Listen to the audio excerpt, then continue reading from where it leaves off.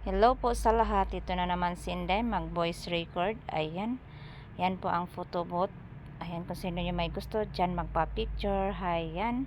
Papasok na tayo sa pintuan. Sa pintuang Magara, guys. Ayan, ang ganda. Pasok tayo sa loob ng function hall. Ayan. Yan po ang ating makikita. Food station. Punong-puno na. Ayan din ang mga misa na punong-puno na rin ng design or decor or ano pa yung nilalagay nila dyan.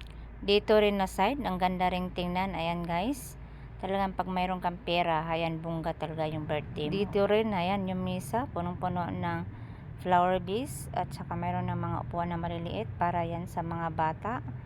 Ayan guys, maganda ring tingnan. Ready na rin yung bar station. Ayan, alak na lang yung mga kulang dyan at saka yung mga mag-ooperate dyan. Ayan na guys, yung greasing station wala pa ring laman kasi nga hindi pa kami tapos dyan magluto.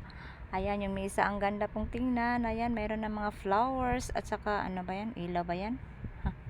Ang gandang tingnan yung mga misa guys, colorful, ganda talaga. At saka alam nyo guys, hindi po ako nag-video dyan, may inutusan na po ako para mag-video dyan kasi ang ganda na po talagang tingnan. Wala pang ang ilaw pero super ganda, hindi po sinindin yung ilaw.